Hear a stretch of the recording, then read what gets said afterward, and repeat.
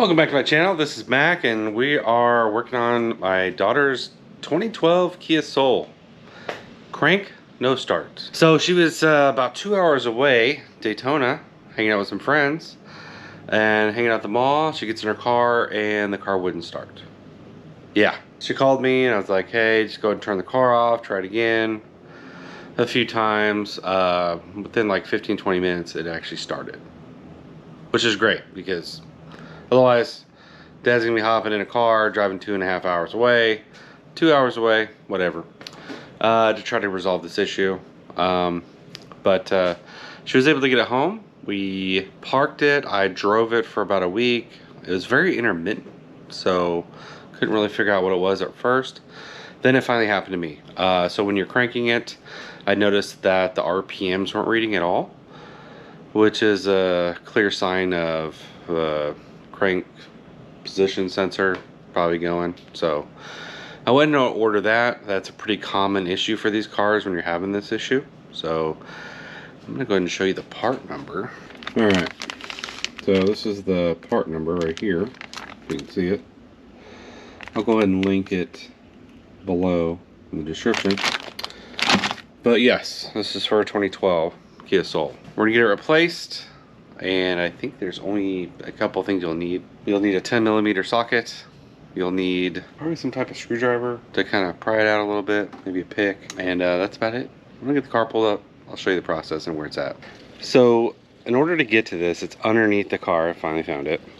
And it's right kind of where the oil filter is. So if you're looking at the front of the car, it's kind of like right in the center.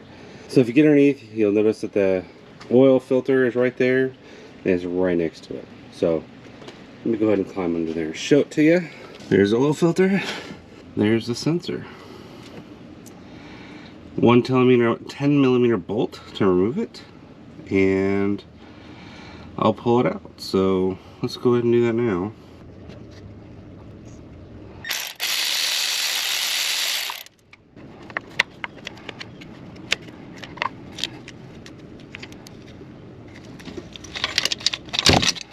So fairly simple. All right, let's get the new one in there. Okay, this O-ring you do want to lube up, so I'll be right back. All right, so I went ahead and put some oil around the ring there. Now we want to shove this in the hole. Okay, all right, we'll tighten that bad boy in there. Now we want to take this and put this back in there. There's a little hole right there. So I'm going to take this, push it in, and the clip, the easy part, slides right in there. It's easy with two hands, so right on there. Alright, I'm going to put you down for a second. Alright, simple as that. Now this goes on a clip. I'm gonna go slide that back on here so it's sitting in here. And we are done. Super simple. Save yourself a lot of money doing this yourself. And yeah, let's go ahead and start her up. Make sure she still starts. Be right back. All right.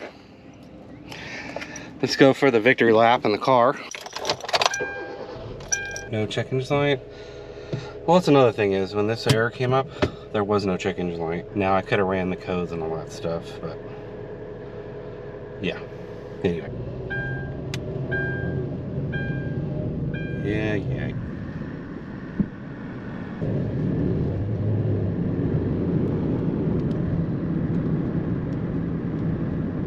Alright, this is the boring part. I'm gonna take it around the block, see if there's any issues, and then call it good. Now, this is also my luck. Maybe a bad part later on. Maybe this is not the issue, but yeah. Anyway, so I'm pretty confident in this whole process.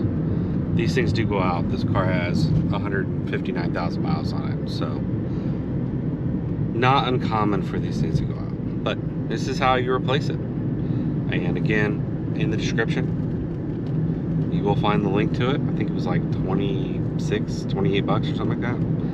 So feel free to click on it, purchase it there. All right, I'll be back in a second. All right, no issues, no errors, nothing. But mainly the issue has been driving around for some time, letting it sit, and then trying to restart it. That's been kind of a common issue with this one. So let's see if it starts right back up. Yep, start right back up. Perfect.